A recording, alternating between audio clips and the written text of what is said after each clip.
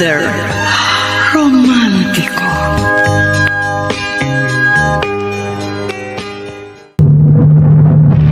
Binuntis mo ako, pero iba ang pinakasalan mo! Pananagutan kita, pero kahit kailan, hindi kita pwedeng ibigin! Oo, aminin ko, mahal kita, nang dahil sa salapi mo. At nang dahil sa pag-ibig ko sa'yo, handa akong pumatay at mamatay! Katawan ko lang ang minahal mo, at hindi ang pagkatao ko!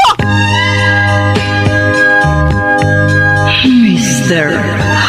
Romántico.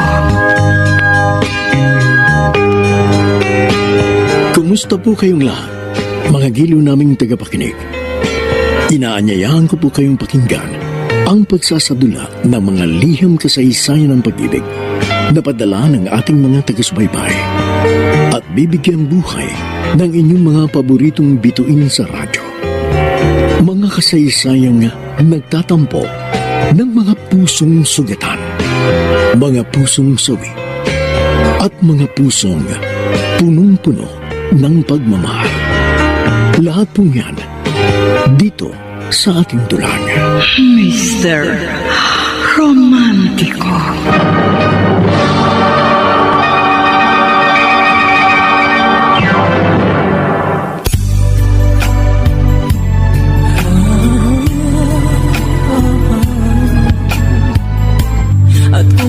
May mga taong nagmamahal lang dahil may hinahangad o gustong makamit. Yung nagmamahal lamang dahil kumbinyente yung pag-ibig niya.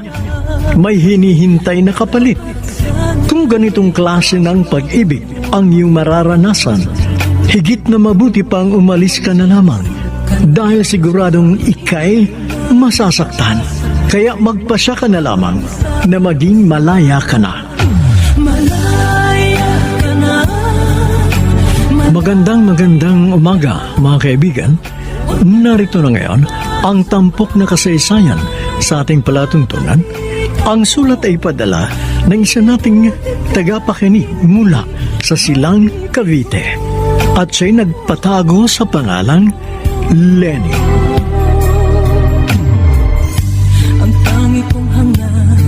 Dear Mr. Romantico, simple lamang ang hangad ko sa buhay.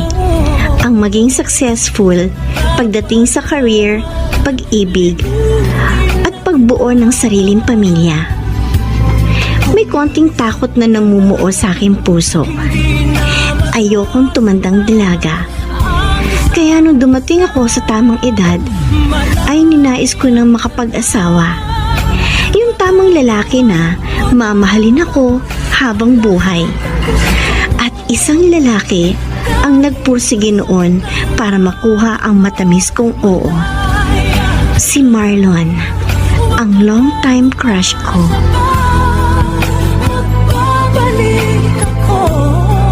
Lenny! Oh, Rodel, nandiyan ka pala. Oh, hindi mo yata kasama yung boyfriend mo. May lakad sana kami ngayon eh, pero na-cancel ng last minute. Nag-overtime si Marlon sa trabaho niya ngayon eh. Ganun ba? Kahit kailan talaga, paasang lalaking yun, no? Oy, teka. Bakit nag-iba na naman ang mood mo, ha? Alam mo, ikaw napapansin ko sa'yo, palaging nag-iibang mood mo kapag pinag-uusapan natin si Marlon. Huwag mong sabihin sa akin na nagsiselos ka. Ha? Ano, Rodel? Ako? Nagsiselos? Oo. Una sa lahat, bakit naman ako magseselos sa lalaking yun?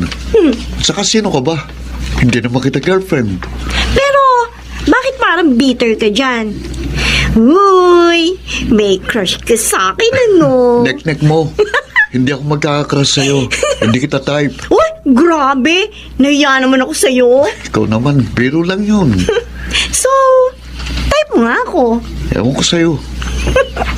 In denial ka pa dyan. If I know, crush mo rin naman ako. Matagal na. In your dreams. Alam mo, huwag ka na mag-deny pa. Maski ang mga magulang at kapatid ko, alam na may crush ka sa akin eh. Kaya nga, madalas kang nirereto sa akin eh. Kaso, Sorry na lang sila. May Marlon na ako. Ano naman ang meron si Marlon at nagustuhan mo siya? Well, mabait siya. Humble, matalino, masipag, magalang, maalaga, maalalahanin, guwapo, sweet, romantic. Halos lahat na yata nasa kanya ni. Kaya nga, mahal na mahal ko si Marlon. Ako, anong nakikita mo sa akin? Marami. Mabait, matalino din, humble din, guwapo din.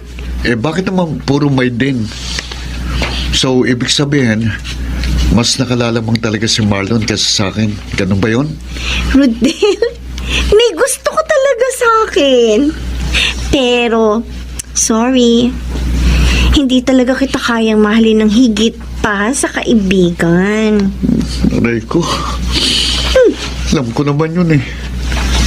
Alam ko naman, hindi mo ako kayang mahalin tulad ng binibigay mo kay Marlon. Uy, bakit ka umiyak? Huwag mo ako intindihin, wala to. Ano wala ito? Ayos na sa akin na maging magkaibigan tayo forever. Basta't, huwag mo lang akong iiwan ha. Oo, Rodel.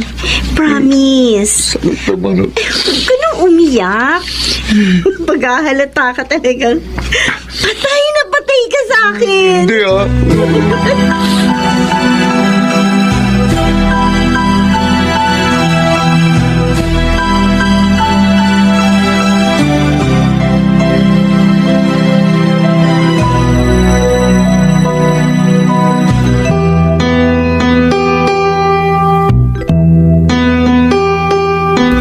Oh, Lenny. Bakit nag-iisa ka dyan sa labas ng bahay niyo? Hinihintay ko lang si Marlon. Susunduin niya ako eh. May dadaluhan sana kaming party ngayon. Bakit hindi ka nalang maghintay sa loob? Alam mo naman hindi welcome si Marlon sa mga magulang ko. Ganun ba? Ayaw pa rin ang pamilya ko kay Marlon. At ganun din ang pamilya ni boyfriend. Ayaw rin nila sa akin. Ay, naku, ewan ko.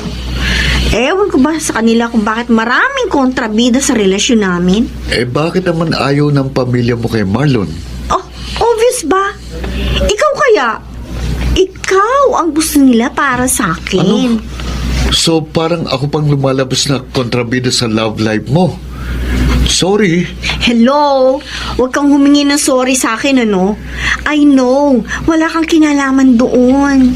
Lenny, curious lang ako. Gaano ka confident kay Marlon? Anong ibig mo sabihin? I mean, gaano ka kasigurado na mahal ka ng boyfriend mo? Rodel, kahit kailan, hindi ko kinwestiyon ang pagmamahal sa akin ni Marlon. Sa simula pa lang na maging kami, confident ako na mahal niya ako. Nararamdaman ko yun. Alam ko, mahal niya ako higit pa sa buhay niya. At handa siyang isakripisyo ang lahat para sa akin. Talaga lang, ha? Oo! Bakit palagi kayo nagkakatampuhan? Normal lang sa isang relasyon ng mga tampuhan. Teka, ano ba ang gusto mong palabasin, ha? Wala. Huh? Wala. Siselos ka na naman eh. Ayun na pala si Marlon. Ay, Lenny, Rodel, hi Marlon. Late ka na naman. pasensya ka na. Medyo na-traffic kasi ako eh. Rodel, kumusta ka na? Ito, okay naman. Good. So paano? Lalabas muna kami ng girlfriend ko. Ha? Tara na, Lenny. Sige, mag-iingat kayong dalawa, ha? Bye, Lenny.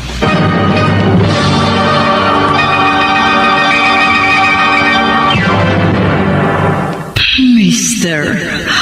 Romantico. Mr. Romantico, matagal ko nang kaibigan si Rodel. Katunayan, close niyang mama ko at tropa niyang tomboy kong kapatid na si Alec. Oo, alam kong may gusto sa akin ang kaibigan ko. Pero noong mga panahong yun, nasa iba ang atensyon ko. Bukod sa parang kapatid lang ang turing ko kay Rodel. Ngunit Kahit makailang beses kong hindi pinansin ang pagpapakyut at pagporma niya, ay hindi siya lumayo sa akin. At sa halip, ay naging isang mabuting kaibigan. Oh, Lenny! Kanina ko ba napapansin, ha? Ate, Nakatitig ka doon sa tapat. Doon sa bahay ni na Rodel. Bakit? Inaabangan mo siya lumabas? napapansin ko kasi ate, ilan ba nang hindi lumalabas si Rodel sa bahay nila? May nangyari kaya sa kanya? May sakit kaya siya? Alam mo ba, masyado siyang nasaktan sa pag-friendzone mo. Kaya siguro no wonder magkakasakit yun. Kasi balita ko, hindi nagtutulog yung lalaking yun eh. Hindi rin nagkakain. May balak na yatang magpakamatay. Ang OA naman niya. Ganun talaga kapag nagmamahal. Nasasaktan kasi siya tuwing nakikita niya kay ni Marlong masaya. Alam mo ba, may sinabi sa akin si Rodel. Ha? Oo, nung bago daw mamatay si Itay, nakiusap daw si Itay sa kanya na huwag kang pababayaan. Habaan ang pasensya niya kahit na matigas yung ulo mo. Nangako naman daw si Rodel kay Itay na mamahalin ka niya ng walang hinihintay na kapalit. Ilang beses na siyang nagsakripisyo o nagparaya sa'yo. Makita ka lang niyang masaya.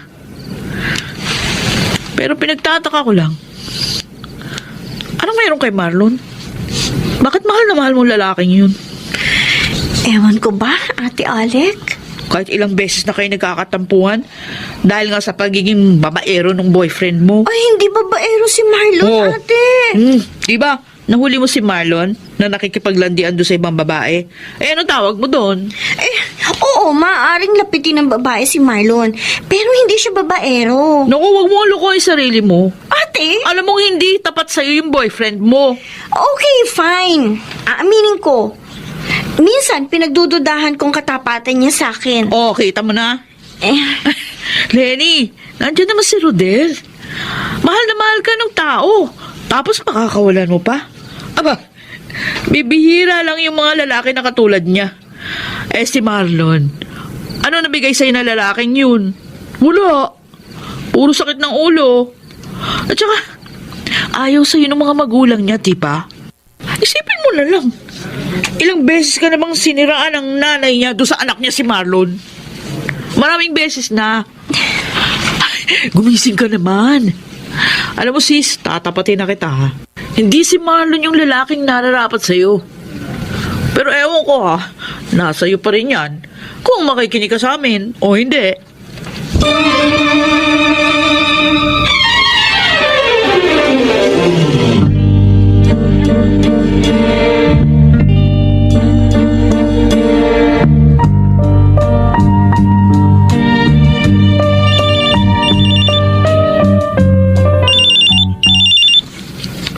hello?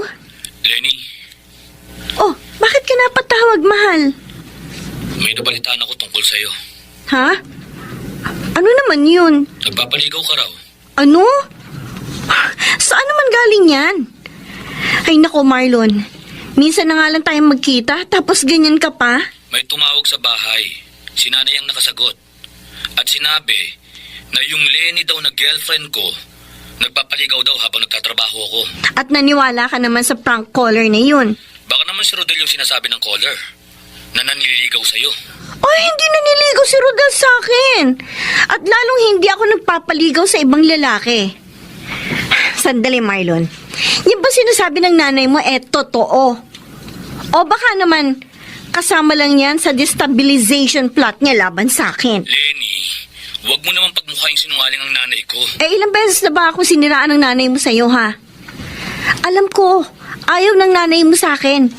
Kaya gagawin niyang lahat para bumaho ang papel ko sa'yo. Hindi ganun ang nanay ko. Kung naniniwala ka pala dyan sa magaling mong nanay, bakit ka pa tumawag sa akin?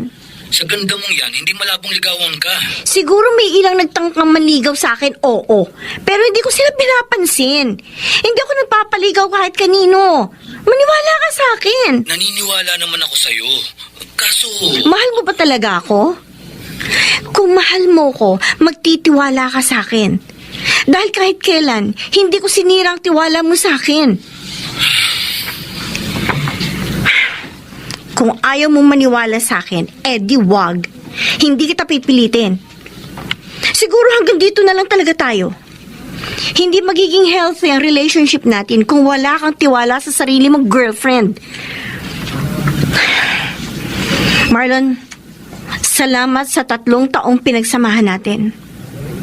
Salamat din doon sa estupidong caller na yon. Lenny, mahal. Mahal? Hindi mo kaya magtiwala sa akin? Tapos tatawagin mo akong mahal? Grow up, Marlon. Bye.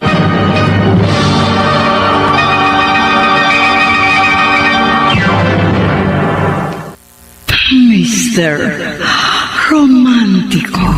Dear Mr. Romantico, naging mabuting asawa naman si Rodel sa akin. Ramdam ko ang kanyang pag-aalaga at pagmamahal sa akin. Kaya sa unang 3 taon namin bilang mag-asawa, ay wala naman kami naging problema at bihira lang kami magkaroon ng tampuhan. Ngunit, isa lamang ang hinangad naming pareho na hindi namin makuha-kuha. Ang magkaroon ng sariling anak. Rodel, bakit ang tahimik mo ngayon? Sa susunod na linggo, 3rd year anniversary natin. Oo nga, no? Ang bilis ng panahon. 3 taon na tayong mag-asawa pero wala pa rin tayong anak. Alam mo, Rodel, mabibiyayaan din tayo ng anak sa tamang panahon. Huwag lang tayo magmadali. Mga bata pa naman tayo. Hindi kaya may problema sa'yo?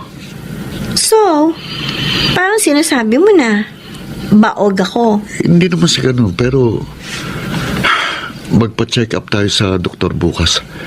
Alamin natin sa kanya kung bakit hindi pa rin tayo magkaanak.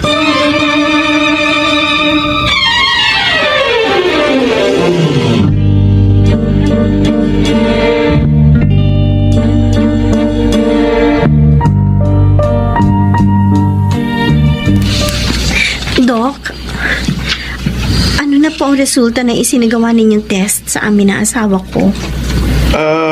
After the series of tests na isinagawa sa inyong mag-asawa, Mrs. Reyes, we found major problems with your reproductive system. Ako po? Yes, Mrs. Reyes. There's something very wrong with your ovary. Maliit ang chances na magkaanak kayo. Wala na po bang gamot doon? Well, sad to say, Mrs. Reyes, walang gamot sa problema niyo. Rodel, I'm sorry. Wala kang kasalanan, Lenny. Wala yun sa akin. Kahit hindi tayo magkaanak. Ang mahalaga, magkasama tayong dalawa.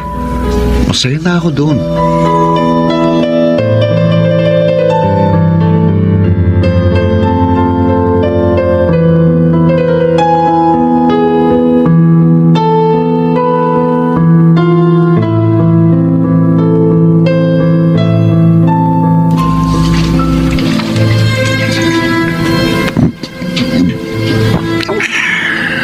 Nandito na ako, Rodel.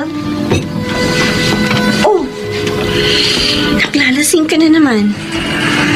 Teka, ano bang problema mo, ha? Hayaan mo na akong maglasing, Lenny. Naglalasing ka ba? Dahil sa nalaman mong baog ako? Hindi yun. Kung ganun, bakit ka naglalasing? Pwede ba huwag ka na masyadong matanong?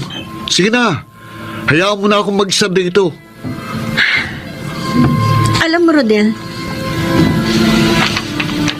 dinamdam ko rin yung resulta ng test sa akin ng doktor. Hindi ba sinabi ko na sa'yo? Hindi ako affected kung baog ka o hindi. Bakit ganyan ka kung kumilos? Bakit? Masama bang uminom? Hindi naman, di ba? Alam mo, sa totoo lang, nagkuguluhan na ako sa'yo. Ay, naku, bahala ka naman sa buhay mo. Diyan ka na.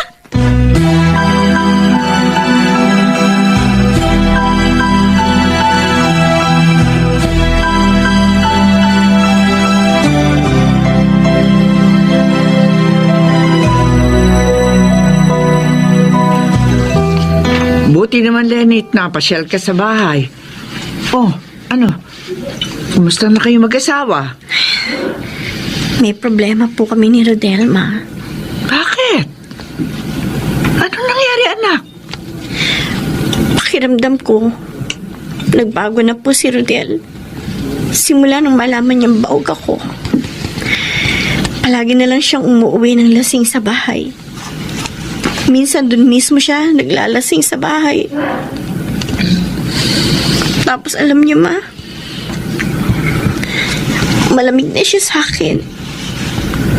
Hindi na siya tulad ng dati na malambing. Para bang hindi na asawang tingin niya sa akin. Ma,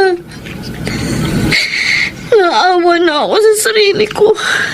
Anak, Bakit sa dinami-rami ng pwedeng mapaog? Bakit ako pa? huwag mo nang sisihin pa ang sarili mo. Hindi mo kasalanan yun. Ginagawa ko naman po ang lahat para maging mabuting asawa sa kanya. Sa kabila ng problema sa akin. Pero minsan kasi parang nakakainis na. Para kasing inilalayo niya ng sarili niya sa akin. Sakit ang ginagawa niya, sa totoo lang. Alam mo, anak, isa lamang yan sa maraming pagsubok na darating sa inyo mag-asawa. Kaya ikaw, Lenny, pagpasensyahan mo ng asawa mo. Huwag mong hayaang masira ang pinagsamahan nyo nang dahil lamang sa hindi ka magkaanak. Magpakatatag ka. Huwag kang susuko, anak. Tandaan mo, kailangan pa rin manaig ang pagmamahalan nyo sa isa't isa.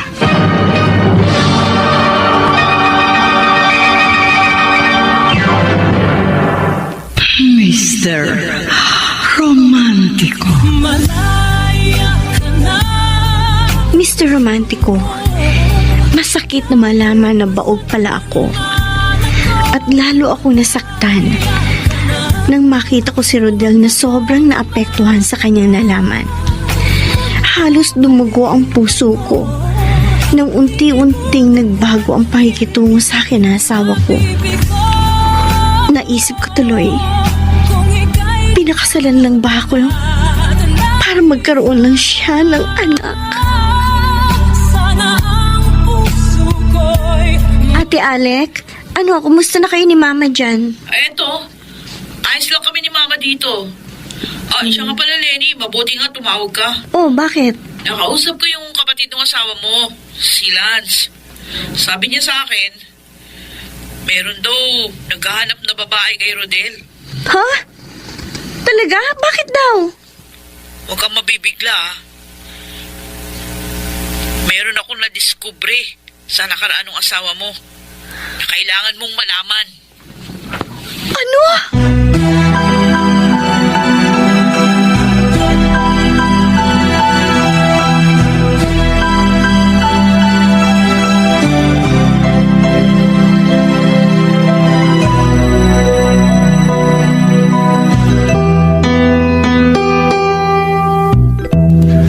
Ayos ka lang ba? Kanina ka pa walang kibo dyan, ah. Lenny. Uy. Lenny. Rodel, pasensya ka na. May iniisip lang ako. At ano naman ang iniisip mo? Teka, napapansin ko nung isang araw ka pa ganyan eh. May problema ka ba? Ha? Rodel, may hindi ka pa'y pinagtatapat sa akin. Ano yung sinasabi mo? Teka, Lenny, ano ba yung natuklasan mo? Gusto ko ikaw mismo magtapat sa akin. Ano, Rodel? Meron akong dapat na malaman, hindi ba? Teka, hindi kita maintindihan. Sige, sasabihin ko na sa'yo. Bakit hindi mo sinabi sa akin na may anak ka sa ibang babae? Ha? Bakit ka naglihim sa akin, ha, Rodel? Bakit hindi mo pinagtapat sa akin ng totoo? Ano? Lenny, sorry. Sorry. Kung hindi ko kagad na ipagtapat sa'yo. Sasabihin ko rin naman yun sa'yo. Pero ang tanong, kailan? Rodel, ang tagal na natin mag-asawa, pero hindi mo agad sinabi sa akin. At saka kung hindi pa pumunta yung babae sa bahay ninyo, hindi namin malalaman ng pamilya mo na may anak ka na pala. Lenny, please. Sorry na. Yung anak ko kay Angelo, anak ko yung sa pagkabinata. Girlfriend ko siya nung nasa poder pa ako ng lolo't lola ko sa probinsya. Wala ka pa noon sa buhay ko nung mabuntis ko siya.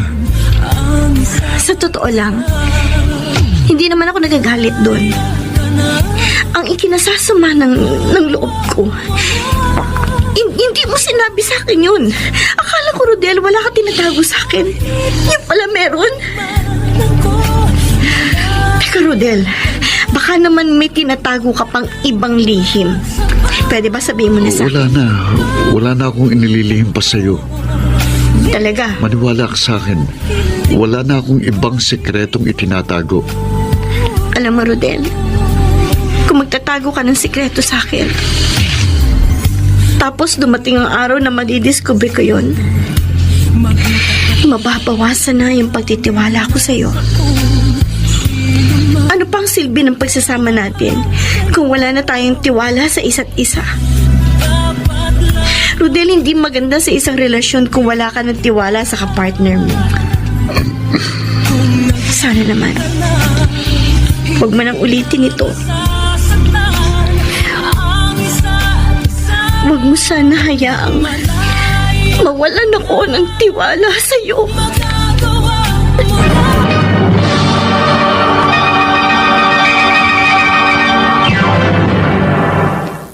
Mr. Romantico.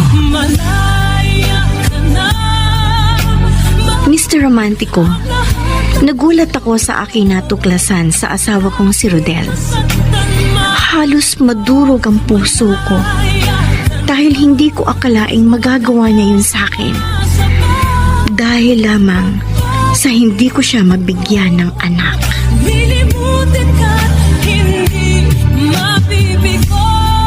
Lenny? Ari ko. Ano ba, Rodel? Ano ba yan?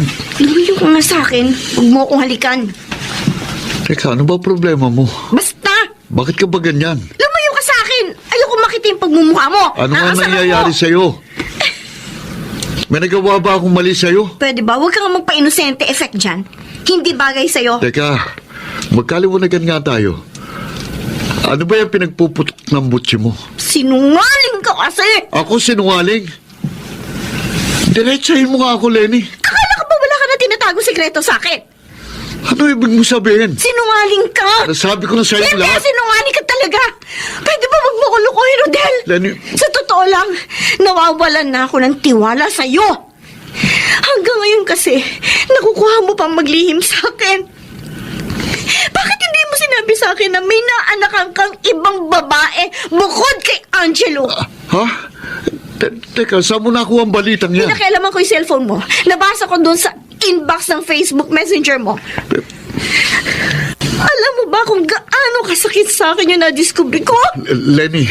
Oo, nung una tanggap ko, nagkaanak ka kay Angelo. Kasi nangyari yun bago ako dumating sa buhay mo. Pero nung malaman ko may isa ka pang babae na nabuntis sa probinsya nyo, sobra ako nasaktan. Kasi nabuntis mo siya habang mag-asawa na tayo. Ibig sabihin, nagtaksil ka sa akin. Lenny, sorry. Hindi ko sinasadya. Anong hindi mo sinasadya? Rodel, sinasadya mo yun. Sinadya mo. Kagustuhan mo yun. Kaya nangyari yun sa'yo. Buong akala ko tapat ka na sa akin. Pinagkatiwalaan kita. Binigay ko sa'yo lahat ng pagmamahal ko. Tapos ganito lang igagati mo sa akin? Lenny, patawarin mo ko. Sa palagay mo, ganun lang kadali magpatawad? Rodel, nagtaksil ka sa akin. At hindi kita basta-basta mapapatawad sa ginawa mo!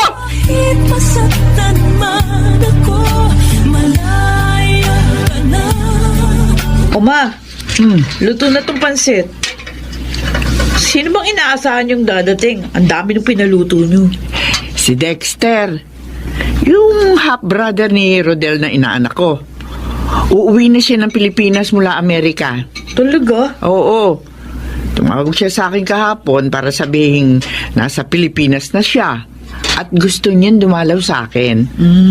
Parang anak ko na rin yung si Dexter eh. Oo nga po. Sobrang close kayo ng mama ni Dexter na si Tita Minerva eh. Uy, pero nalulungkot ako sa ibinilita sa akin ni Dexter. Ha? Abay, kakadivorce lang niya sa asawa niya pala. O kilala ko yung napangasawa niya. Si Leslie. Oo, yun. Balita ko nga nun.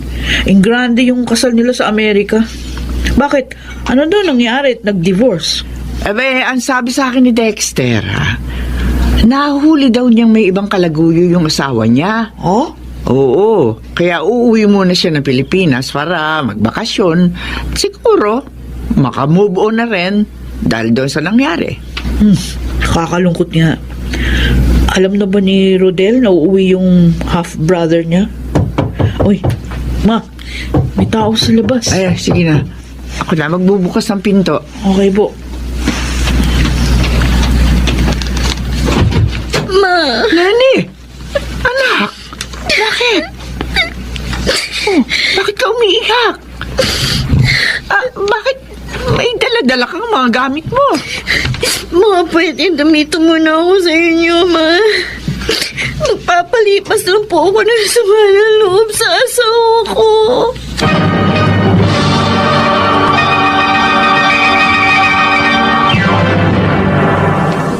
Mr. Romantico. Dear Mr. Romantico, umalis ako sa bahay namin ni Rodel at tinigil ko muna ang anumang uri ng komunikasyon sa kanya dahil gusto ko makapag-isip at para maibsan ang kirot na nararamdaman ko sa aking puso. At kung mahal pa ako ng asawa ko, susunduin niya ako at magmamakaawa na balikan ko ulit siya. Grabe naman pala yung si Rodel. Hindi lang kayo magkaanak. Ganyan na gagawin sa'yo.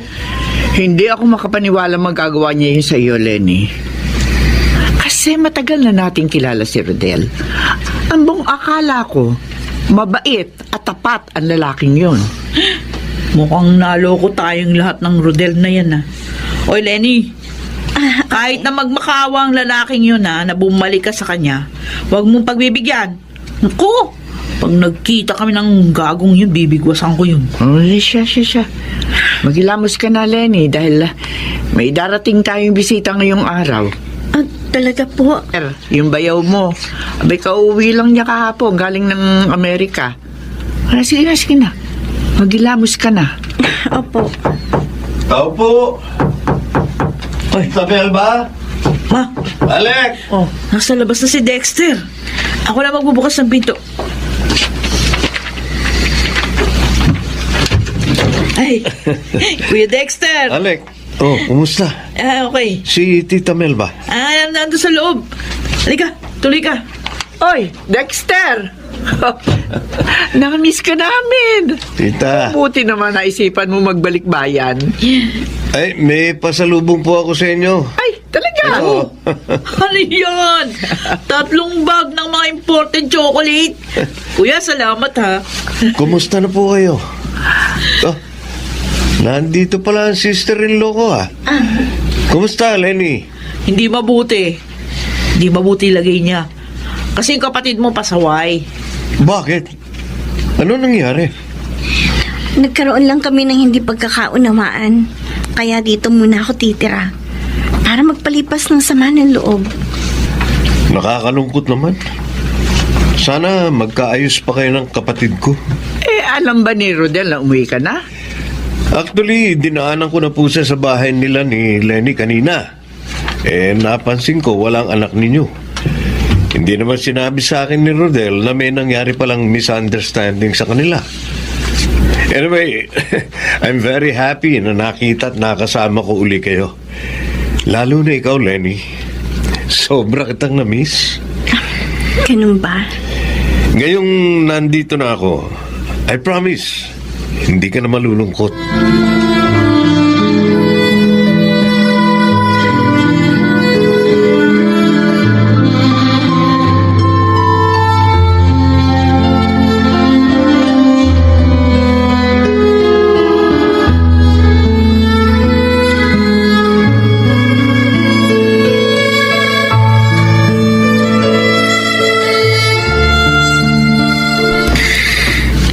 Good morning. Uy, ikaw pala, Kuya Dexter. Pasensya ka na kung naabutan mo kung ganitong itsura ko, ah. Ang dami ko kasing nilaban, eh. Si Ate Ale kasi pumasok na sa talyer habang si Mama namalengke agad. Ganun ba? Mm-mm. Anyway, may dala akong isang basket ng freshly baked breads. Wow! Naku, nag-abala ka pa. Naku ba naman? Dati ko na itong ginagawa, di ba? Ay, oo nga. Natatandaan ko yun. Natigil lang yung supply mo ng tinapay sa amin nung mag-migrate kayo ni Tita Minerva sa Amerika. Alam mo, totoo niyan? Sobra kong namiss yung lasa ng tinapay mo. Pahingi nga ako. O eto, kunin mo na. Ayan. Kumain ka muna dyan. Sarap nito pa diesel, ah. Wala pa rin tatalo sa recipe mo. Salamat at nagustuhan mo. O nga pala, kumusta na kailang kapatid ko? Ayun, 4 na araw na. Simula nung umalis ako sa bahay namin. Pero hanggang ngayon, hindi pa rin siya nagpaparamdam. Ang buong akala ko, mahal na mahal ka ng kapatid ko. Ba't bigla na lang siyang nagbago? Dahil baog ako. Ha? Nang malaman niyang hindi ko siya kayang bigyan ng anak. Ayun, unti-unti siyang nagbago. Ang babaw, diba? May mga ganyang tao talaga na kaya lamang nag-asawa para magkaroon ng anak. Tama ka. Napakababaw talaga. Hindi rason na kaya mo hihiwalayan ng isang tao dahil lang sa baog siya. Isa lang ang ibig sabihin nun. Hindi ka niya mahal. Huwag mong iyakan si Rodel, Lenny. Kung ganong kabaluktot ang pag-iisip niya, mabuti na. Hiwalayan mo na siya. Pero mahal ko pa rin ang asawa ko. Napakabuti mong tao, Lenny. And you deserve a better man. Kung hindi magbabago si Rodel ang kanyang pananaw, it would be better na palayain mo na lang siya. Tanda mo, bata ka pa. Ibang pwedeng magmahal sa'yo na higit pa sa pagmamahal na binigay sa'yo ng kapatid ko.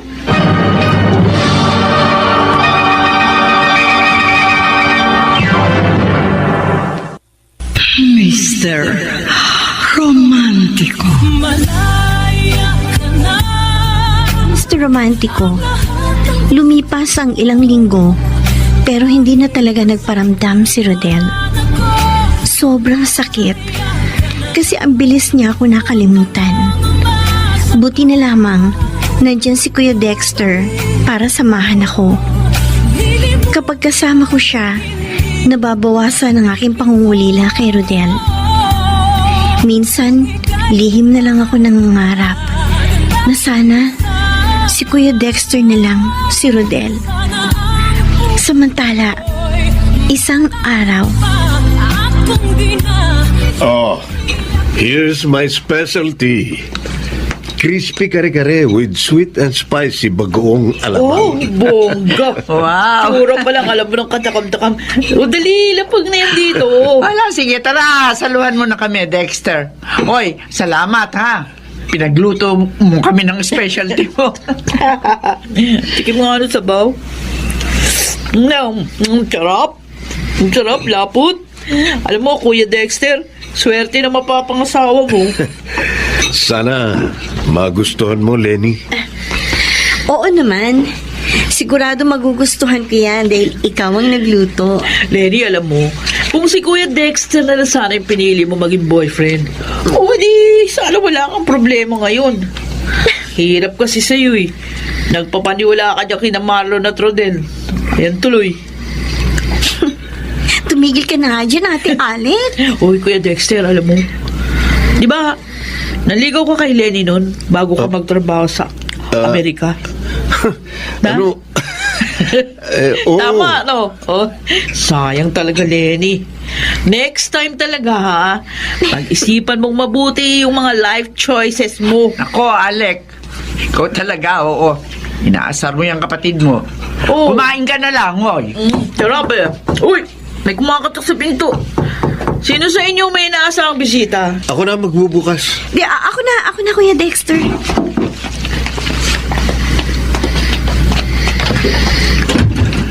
Lenny, Rodel, ano kailangan mo? kaya ako pumunta dito para sunduin ka. Pakiusap, bumalik ka na sa bahay.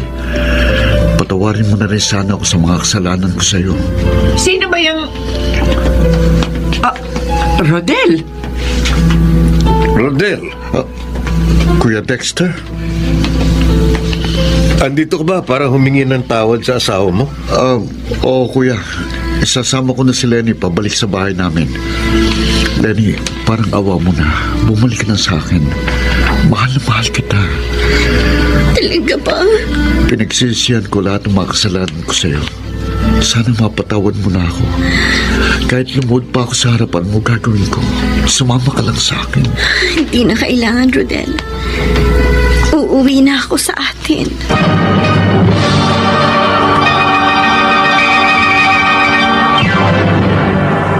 Mr. Romantico. Mr. Romantico, muli kami nagsama ni Rodel sa pag-aakalang sincero siya sa paghingi ng tawad sa akin. Nung una, naramdaman ko naman na nagbago siya. Naging sweet siya at maalaga sa akin. Kaso, makalipas lamang ng ilang buwan, muli na naman siyang nanlamig sa akin. At alam ko na ang ibig sabihin noon. Matulog ka na, Lenny. Matutulog na rin ako. Sige, Rodel.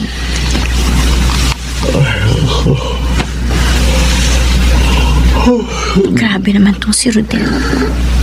Hindi mo lamang ako nilalambing bago matulog.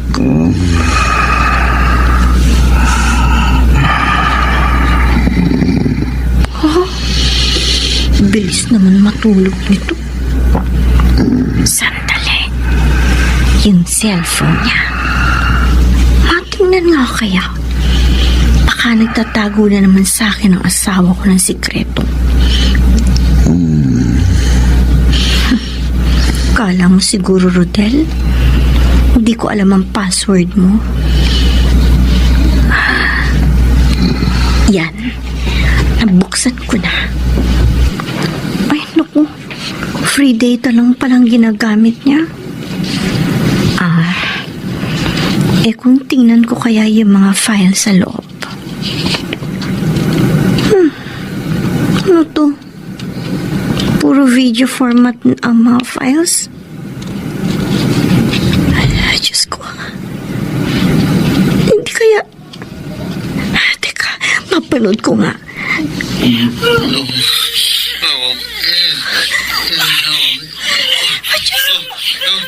Medyo pala ito ng asawa ko na nakikipagtalik si Bumbum. Lenny, ano ba yan? Ang ingay naman.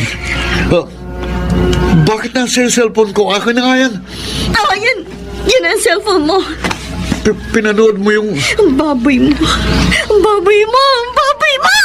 Ano ba? Huwag mo sipahin, ha? Ano ba? Tama na! Hayop ka! Hayop ka! Sama-sama mo.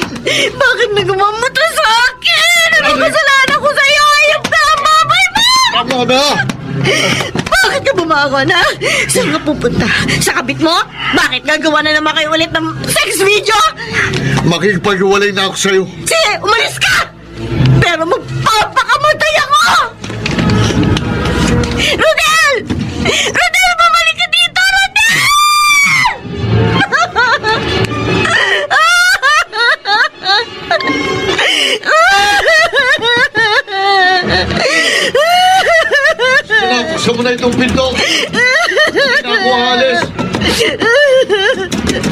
Kung hindi ka nila magiging sa akin, mas mabuti pa mamatay na lang ako! May pinapala ka mo sa office. Tuloy.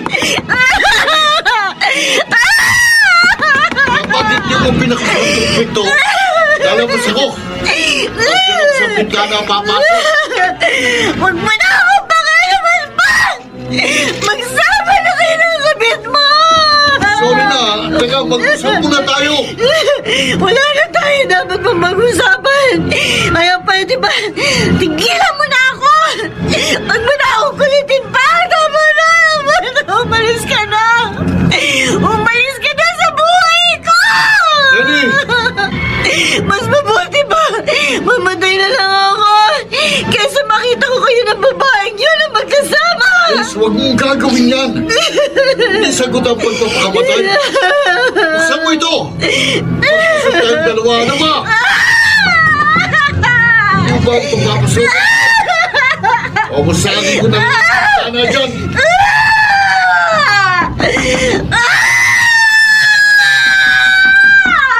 Lenny! Nandito na ako sa labas. Saan mo itong bintana? Hoy! Hindi mo kuha mo dyan! Huwag mo kunin ang Swiss knife na nasa drawer! Ano ba, Lenny? Nalaslasing ko na ang puso ko bago mo pa ako pigilan. Lenny! Go, Lenny!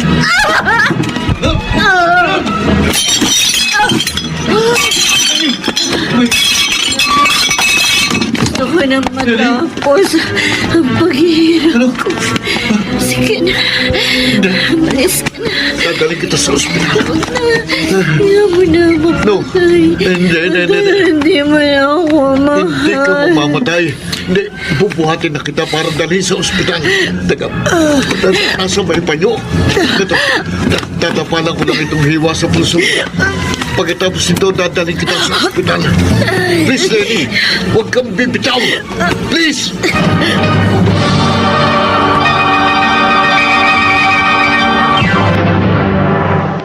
Mr. Romantico. Dear Mr. Romantico, hindi ko na namalaya ng mga sumunod na naganap. Pagkatapos ko maglaslas ng pulso, basta naramdaman ko lamang ang sakit. Pagkatapos ay nagdilim ang aking buong mundo. Wala na akong hangat na mabuhay ng mga panahon yon. Dahil daig ko pa ang pinatay. Ngunit mahal ako ng Diyos. At sa halip, habang nasa gitna ng dilim, ay unti-unti kong nakita ang liwanag.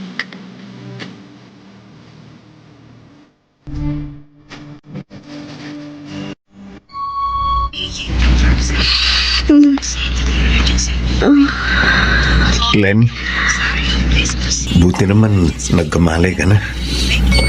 Kuya Dexter, nasan ako? Nasa ospital ka.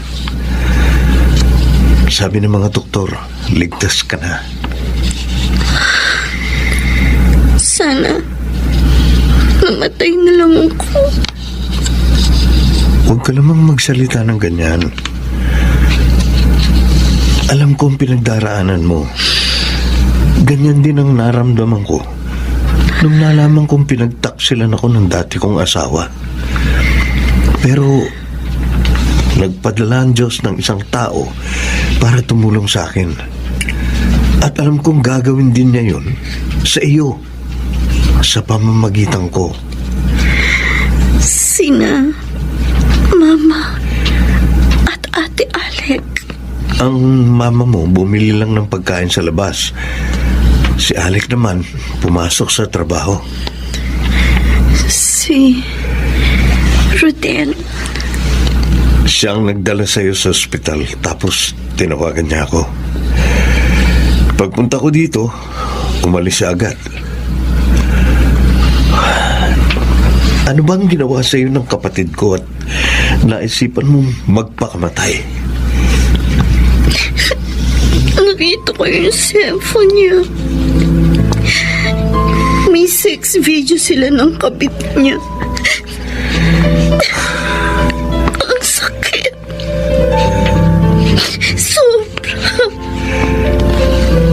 kasukdulan ang ginawa sa'yo ng lalaking yun. Dapat mo na siyang hiwalayan, Lenny. Magsimula ka na ng bagong buhay nang wala siya.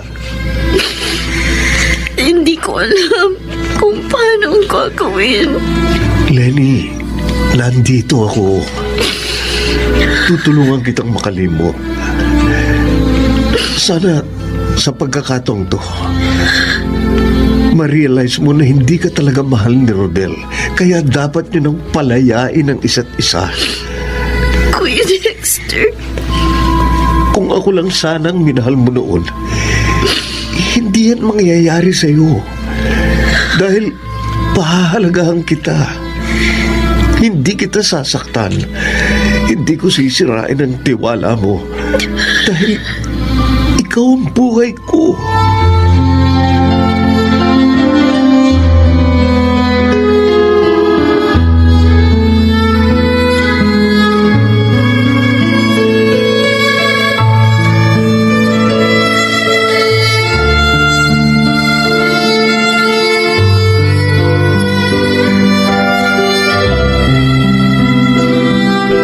Ma, hinatid ko na si Kuya Dexter sa labas.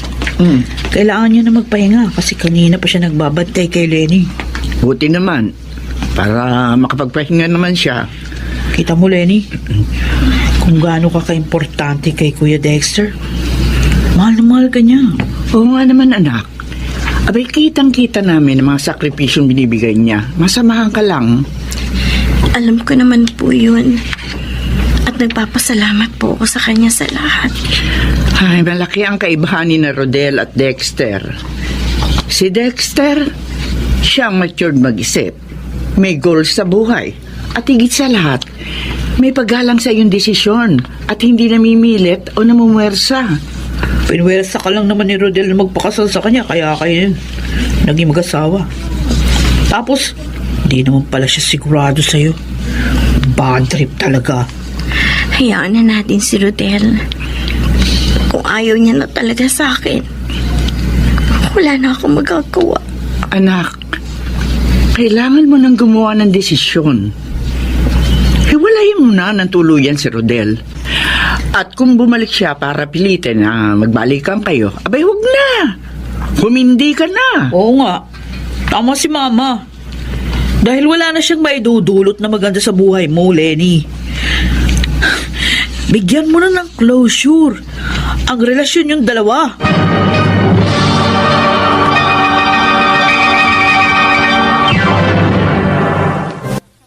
Mr. Romantico. Mr. Romantico, pinag-isipan kong mabuti kung dapat ko nang palayain si Rodel sa lahat ng obligasyon niya sa akin bilang asawa.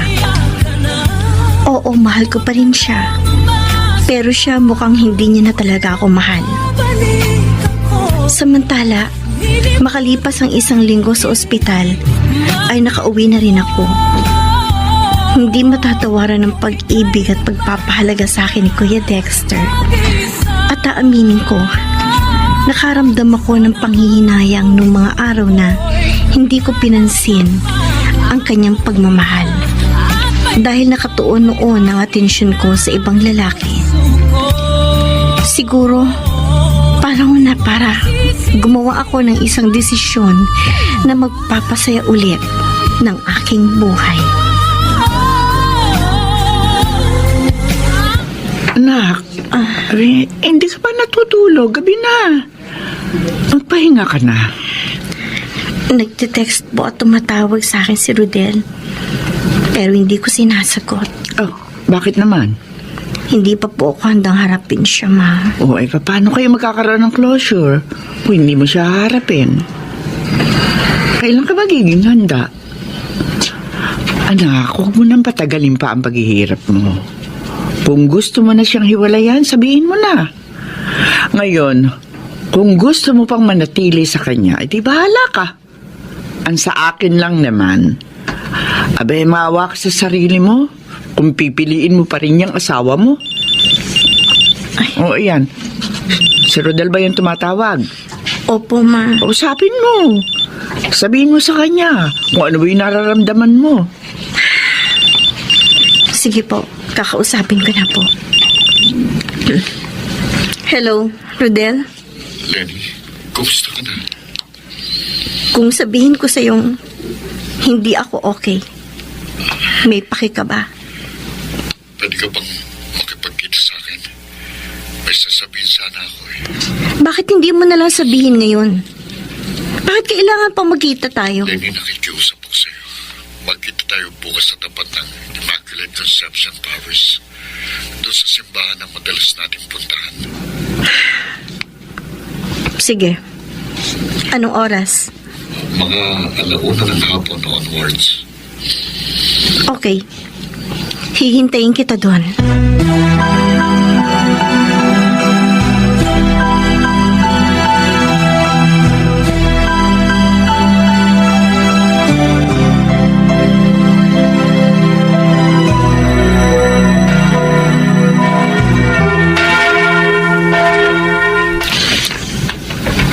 Akala ko hindi ka makakarating eh. Ano ba yung gusto mong sabihin sa akin? Mahal mo pa ba ako?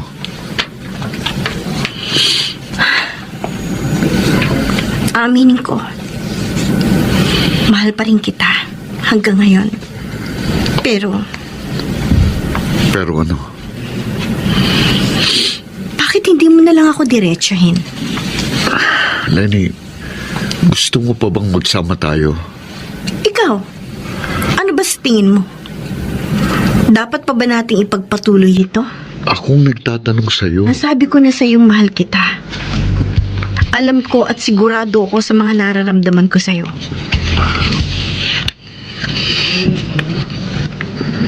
Rodel, sa'yo ako concerned. Pabago-bago yung mga nararamdaman mo. Sasabihin mo sa akin na mahal mo ko, tapos ilang araw o buwan lang ang lumipas, mag-iiba na ang ihip ng hangin. Ano, Rodel? Itutuloy pa ba natin ito? O gusto mo nang hiwalayan kita? Lenny, Kaya ako pumunta dito para sabihin sa iyo ng harapan na pinapalaya na kita sa lahat ng mga obligasyon mo sa akin bilang asawa.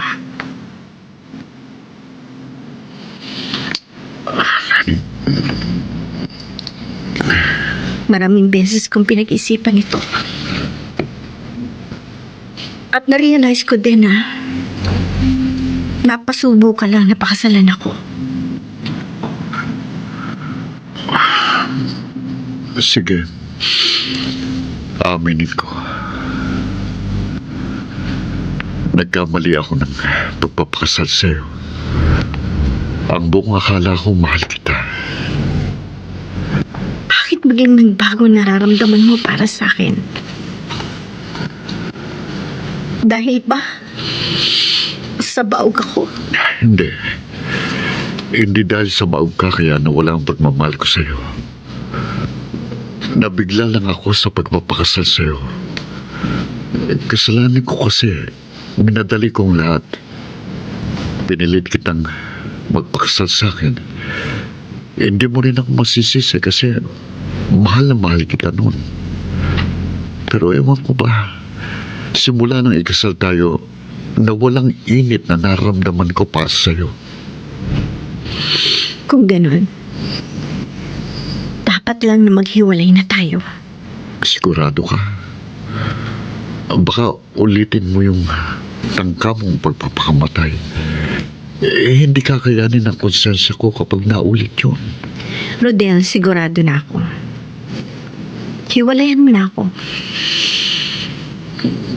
Oo, mahal kita. Pero ayokong maging makasarili. Kung hindi mo na ako kayang pakisamahan, hindi ko na ipipilit pang sarili ko sa'yo. Hindi rin kasi tayo magiging masaya natin ang pagsasama natin.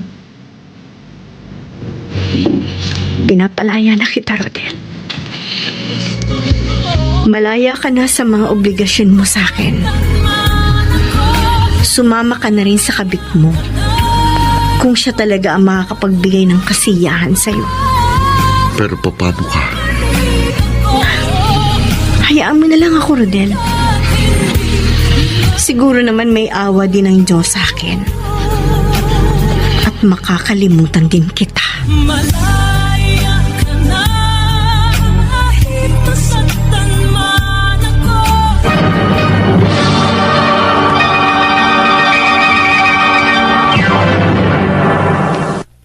Mr. Romantico. Malaya ka na, Mr. Romantico, bagamat pinalaya ko na si Rodel sa salita, masasabi kong hindi pa rin ako ganap na malaya dahil sa siya pa rin ang laman ng aking puso. balik ako. Sigurado ka, Dexter, na dito ka na mamamalagi sa Pilipinas? Opo, tita. Mas gusto ko po ang buhay dito sa Pilipinas kaysa sa Amerika. Bala ko pong magtayo ng bakery dito sa lugar natin para may pagkakakitaan ako. Ay, maganda yan. Sa pagkakataong yan, pwede ka namin tulungan ni Lenny. Magandang idea po yan. Siguradong magiging patok po ang bakery kung pagsasamahin po natin ang mga karanasan natin sa pagbe-bake. Oh, eto na pala si Lenny eh. Lenny, kumusta ka na? Nakapag-usap ba kayo ng utol ko? Oo. Inamin niya na sa akin ang totoo. Nabigla lang siyang pakasalan ako. Nabigla? Abay, kung hindi kanya pinilit na magpakasal, o edi sana wala ka naging problema sa kanya. Huwag po kayong mag-alala, ma. Formal po akong nakipaghiwalay kay Rodel. Malaya na siya. Eh bakit siya lang? Eh ikaw? Makakalaya din po ako, ma. Kailangan ko lang ng konting panahon para tuluyan makapag-move on. Dexter, total, dito lang mag-i-stay sa Pilipinas. Pwede ba tulungan mo na yan mag-move on? Talaga? Kuya Dexter? Hindi ka na babalik na Amerika? Dito na ako mag-i-stay for good. Para makakasama kita ng matagal. At kung dadalaw man ako sa Amerika, siyempre, kasama ka na. Lenny, ikaw ang dahilan. Kaya dito na uli ako maninirahan. Kuya Dexter? Hindi man naging maganda ang kinalabasan ng relasyon niyo ni Rodel. Ako na lang ang babawi. At itatama ko ang lahat ng mga nagawa niyang mali sa iyo. Nasaktan ka man niya. Nandito naman ako para paghilumin yun. Handa kong patunayan sa iyo na akong karapat-dapat na lalaking dapat mong mahalin.